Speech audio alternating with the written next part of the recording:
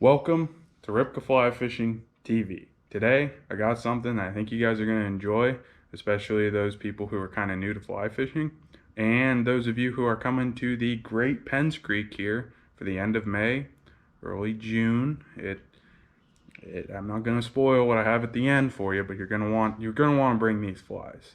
Most people carry all their flies, but like if you're getting started and you're just coming down for a weekend, or you're just going to go out for a weekend with your fly rod, you need these 12. So I got 12, 6 nymphs. I'm a big nymph guy, and then I have 6 dry flies. We'll do the dry flies after the nymphs, and I got 2 special ones for you. So hope you guys enjoy this. Let's go to number 1, starting with the nymphs. Number 1 is going to be this squirmy wormy. It's not much to it, it's just a worm mock. It's probably one of my favorite flies to throw. I catch the most fish on that, especially midday. So when I go out and fish midday, not a lot of bugs come off midday. Depends on what's going on, but I always almost have that on as a bottom. It's just an attractor, and it kind of lets me know what's going on. So, number 2, one of my second favorite fly to throw is this bubble caddis. Hope you got, yeah, there we go. So, that caddis there cannot be tied anymore due to the bubble design. You can't find them. So if you know where you can find those bubble caddis, let me know, because I need to know. Keep catching some great fish on that fly. I've caught probably 2 of my biggest brownies on that fly, and I only have 3 more, so I don't throw it very much. But this here is a March brown. You gotta have a March brown. It's great for this time of year. As of right now, I know they've been coming off. They might start finishing up. I don't know. Flies, you never know. If you could know, people would sell tickets. That's what the Feathered Hook said the other day about what's coming at the end of this video. So, last night, not gonna see a video. I just wanted to do some basic fishing last night. I didn't film, but excuse the traffic noise. But right here, we got a little sulfur nymph. This is a little sulfur nymph. If you have like a hare's ear, a light colored hare's ear, I'm sure you can get away with it. That's what I was catching them on last night. I caught 2 or 3. But that's gonna get the job done for the sulfurs. They get bigger than that, but I've found that if you're gonna nymph it, that's a good nymph to go with. So we're on to my 5th nymph, and this is one any person should always have. And if you can't figure out what they're catching, put this on. This is a bead head pheasant tail.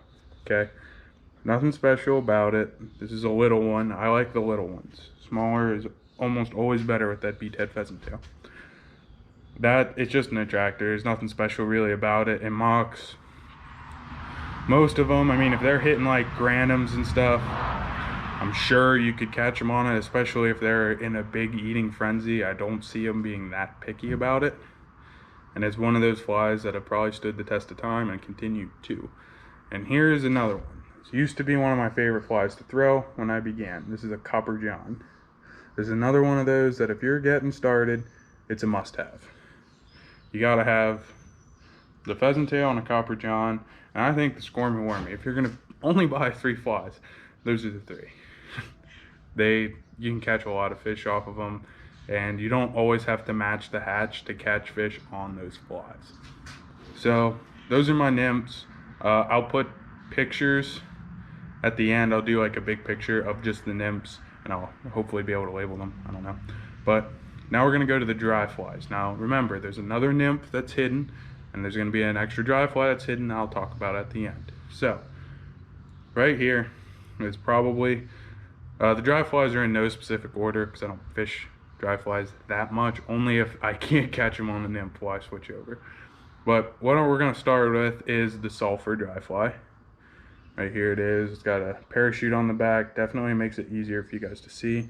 I caught one on this last night, so tells you it's working if I'm catching fish on dry flies, because I am not a dry fly expert.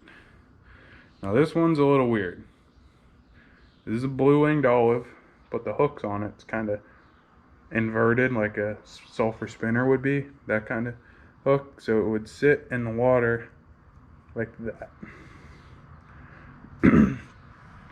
Blue winged olives can come off any night, and you can catch any kinds of amount of fish on them. That's one that just depends on if that's the main hatch of the night. This next one, I believe, is just a Caddis dry fly. Correct me if I'm wrong. I throw it as a Caddis dry fly and it gets the job done. So it's probably a Caddis dry fly. Again, not a dry fly expert, but it's nothing special here. We'll put that one at the end. This one is a Granum. Granums have been coming off of Penns Creek. Definitely a dry fly you're going to want to bring. I've been catching them on that at the beginning of the month, not really as much later in the month, because I've been going to that March Brown or the Sulfur, mainly the Sulfur at this point. I kind of miss the March Brown dry flies. Anyway, this one here is a Cahill. I believe it's Cahill. Correct me if I'm wrong again. With a Patriot on the back. Cahills have been coming off.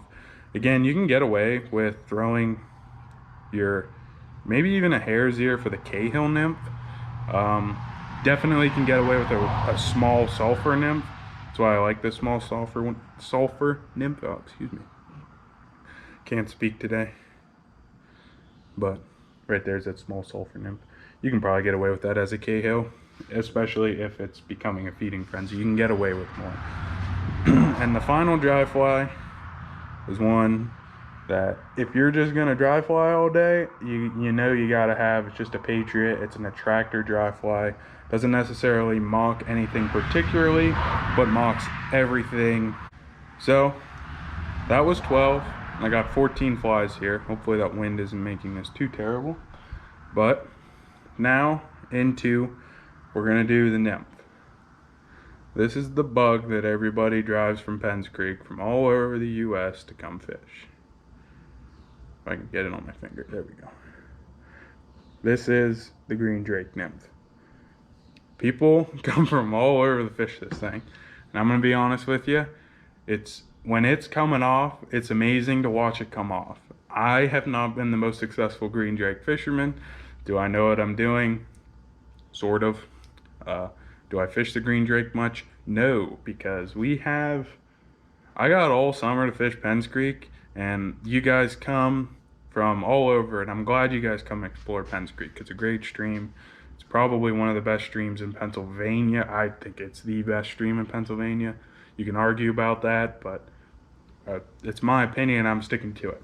So you guys come and get to fish a great stream, and I like that. It's just, it gets too crowded really for me to go fish it that hard if I can just wait till it's over and fish the coffin fly, but I don't have that up here because the coffin fly usually comes off in June, definitely not May. Now the green drake could come off, I don't know, maybe tomorrow, or it might not come off till the first week of June. No one knows when it's going to start coming off.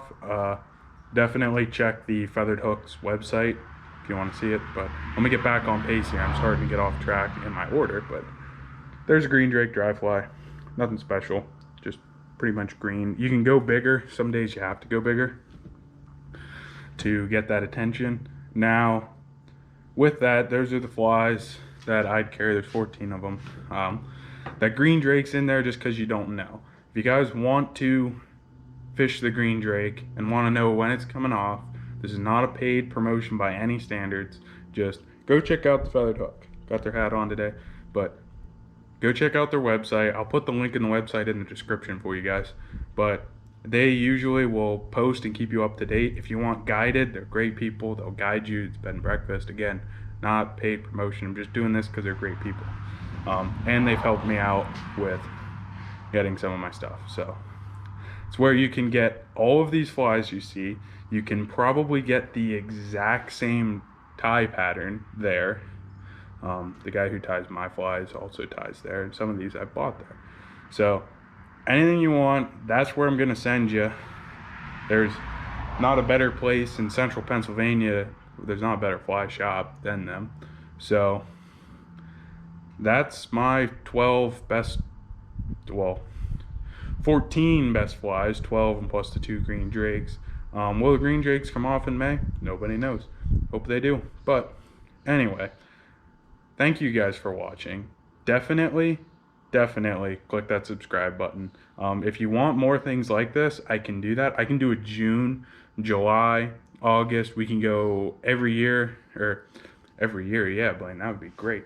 We can do every month a 12 best flies. If you guys want to see more flies to throw, I can put it in. I wanted to keep May more simple, simply because it's such a smorgasbord, as my dad says, of flies, and it truly is. You never know what's going to come off. That's why you gotta have some variety in your tackle box. You can't just have a bunch of squirmy wormies and expect to catch 40 every night.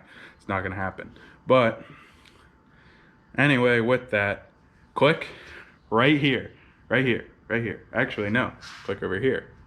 Click over here too. Click both places, because there's going to be a video over here and the subscribe button is going to be up over here somewhere.